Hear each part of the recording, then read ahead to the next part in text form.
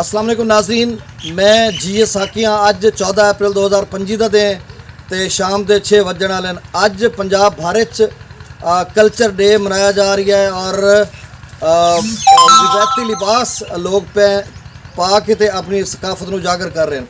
बहरहाल मैं भी जेब तन किया अपना मकामी लिबास तो अज सिंधी दोस्तों वास्ते भी और अपने पंजाब के दोस्तों वास्ते भी मैं अपनी रचनावी जंगोची जो डायलैक्ट है वो गल करें कि पंजाबी का एक जैली डायलैक्ट लहजा है जोड़ा कि जंग या मुल्तान के नवा इलाके बोलिया वजदा उन्होंने रचनावी आदि वो भी मैं गल कर सकते पंजाबी ही आप समझ लो कि मैं सारी गल कर सकते शायद सिंधी दोस्तों को यदि समझ आ जाए।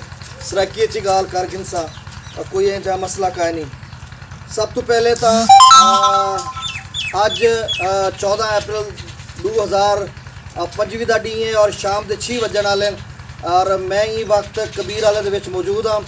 अज अस कल्चर डे मनाते पे हैं तो मौसम के हवाले पहले गाल करिए तो सब तो पहले मैं मौसम की गाल करे जो अज कने गिन के 18 तारीख तक 18 अप्रैल तक बिल्कुल मौसम वैसे ही खुश्क है। हीट वेव है और गर्मी की एक लहर है जोड़ा जो टैंपरेचर सिंध या पंजाब बस्ती जनूबी पंजाब इन सारे इलाके 40 सेंटीग्रेड तो गिन के 47-48 सेंटीग्रेड तक पहुँच सकता है।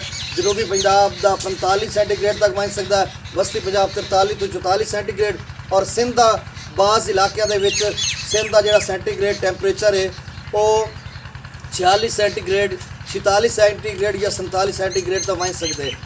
ये मौसम की गाल है। अच्छा ई तो इलावा अगर अस गाल करूँ कि मौसम अगू तो क्या जा थी सी मौसम जोड़ा अगू तो बिल्कुल खुश्क है और यानी 18 कनों गिन के 21 तक कुछ न कुछ बारिशों का सिलसिला है। शायद जो शुमाली इलाका जाते हैं आज़ाद कश्मीर गिलगित बल्तिस्तान उन्हें इलाकों बारिश थी सकी उनका जोड़ा इंपैक्ट दीगर इलाके ही थी सकता जिमें जो वस्ती पंजाब के कुछ इलाकों बदल वगैरह टुकड़े की सूरत नमूदार थी सकते हैं।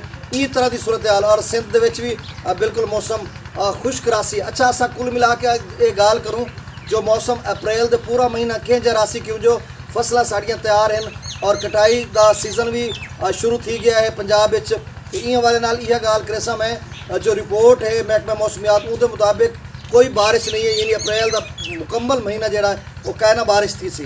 तो इस तरह की सूरत हाल मौसम की अगू तो मैं जी गाल करेंदा भी हाँ दरियावां के हाल पंजाबी के गल करे सिंधी मेरे को आती नहीं वो मैं सीखता वदा सिंधी दोस्तों को कि वो मुझो सिंधी नहीं आती मुझो चलें जी वो कभी आ जाएगी कड़ा ही आ वैसी। चलो जी हम डैम्स लैवल तो मैं डैम लैवल दस दिया। तरबेला डैम का जोड़ा लैवल है वो 1415 फीट है और मैक्सीमम लैवल 1550 फीट ते जो डेड लैवल है तरबेला डैम का वो 1402 फीट तो तरबेला डैम है पानी की जी आमद है वो 28,900 क्यूसेक और उतों जो खारज अगे तो अखराज जा रहा है डाउन स्ट्रीम वो 20,000 क्यूसेक है। मंगला डैम की गल करिए तो मंगला डैम का जो लैवल है वो 1106 फीट है। मैक्सीमम लैवल 1242 और डेड लैवल 1050 फीट का डेड लैवल है। मंगला डैम में जो पानी दाखिल हो रहा है 27,190 क्यूसेक और उतों जो अखराज हो रहा है वो 17,000 क्यूसेक। अच्छा बाकी दरियावां का डाटा दस के फिर मैं नहर की गल करना। दरिया सतलुज गंडा सिंगाला तो 0 क्यूसेक सलमानी की 0 इस्लाम से भी 0। दरिया रावी की गल करिए तो जसड़ से 916 शादरा से 821 बल्लो की 0 सदनई बिराज से भी 0 क्यूसेक। दरिया चनाब की अगर गल करिए तो दरिया चनाब मराला से 6,071 क्यूसेक और खानकी 5325 कादराबाद 11,579 त्रिमू बराज से 3,032 क्यूसेक और 5 नाते अखराज नहीं हो रहा। अब दरिया जिला मंगला डैम की गल करने तो 17,000 क्यूसेक मंगला डैम तो पानी छड्या जा रहा तो रसूल तो अखराज नहीं हो रहा। सिंध सराकी चूँकि सिंधी और सराकी कोई समझ आती है तो वजह को क्योंकि मेरे को मुझो सिंधी नहीं आती। सकरदू तो 9700 cusec P bridge 12,500 cusec Besham के उत्ते 30,100 क्यूसेक। तरबेला डैम तो जो अखराज थींदा पे अगू तो वेंदा वे 20,000 क्यूसेक। काबुल दरिया 27,200 क्यूसेक। काला बाग से 34,120 क्यूसेक। चश्मा से 39,000 क्यूसेक। तौसा बिराज से 34,208। गुड्डू बिराज से 27,000 799, सखर बराज ते 6071 और कोटरी बराज ते 190 क्यूसेक। अच्छा इहदी गाल करिए चश्मा बराज ते 52,778 क्यूसेक आमद है। उत्तों जो अखराज अगू तो थींदा पे 39,000 क्यूसेक और CBRC 3900 क्यूसेक पानी छोड़ा वेंदा पे। कालाबाग डैम की गल करेसूं तो 36,120 क्यूसेक कालाबाग डैम ते पानी की आमद है। उत्तों जो अखराज थींदा पे 34,120 क्यूसेक। ते थल कैनाल सिर्फ 20,000 सॉरी थल कैनाल सिर्फ 2,000 क्यूसेक पानी वेंदा पे। अल्लाह करे 20,000 क्यूसेक की थल कैनाल बन वने तो मुजफ्फरगढ़ ये सारा इलाका सराब थी वने। मेरी तो यह दुआ है।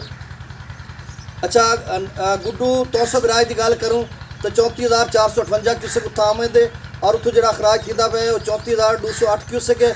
मुजफ्फरगढ़ TP लिंक और डीजी खां कैनाल 23 कनाल बिल्कुल 0 क्यूसेक बंद वेंदियां पईयां। गुड्डू बराज से 27,799 क्यूसेक पानी आमद है और 27,799 अगू तो वेंदा पे और कहीं नहर कोई पानी का नहीं, सारी नहर बंद थी विया है। अच्छा सखर 24,410 क्यूसेक आमद और उतो अखराज अगू तो थींदा पे 6,603 क्यूसेक और 17,780 क्यूसेक जड़ियाँ सखर कैनाल तो मुख्तलिफ सखर बराज तो मुख्तलिफ नहर कड्डियां वेंदियां पईयां। जिवें जो राइट बैंक कैनाल दे विच हालां मेरे ख्याल है राइस कैनाल या कीरथर कैनाल दादू कैनाल वगैरह तो पानी शायद का है ना, लेकिन जड़ा लैफ्ट बैंक है उतों जी रोड़ी कैनाल या नारा कैनाल वगैरह या खैरपुर ईस्ट वैस्ट उन्हें दे विच शायद थोड़ा बहुत पानी वेंदा पे। कुल मिला के 17,780 क्यूसेक। अच्छा कोटी बराज की गाल करिए तो उत्थां 4560 क्यूसेक पानी की आमद है। उत्थों जो अगू तो वेंदा पे 190 क्यूसेक और जड़ा नहर पानी वेंदा पे 4,410 क्यूसेक वेंदा पे। अच्छा मेरे को जो सिंधी मेरे दोस्त भाई हैं वो ज़रूर मेरे को सिंधी सीखे सन।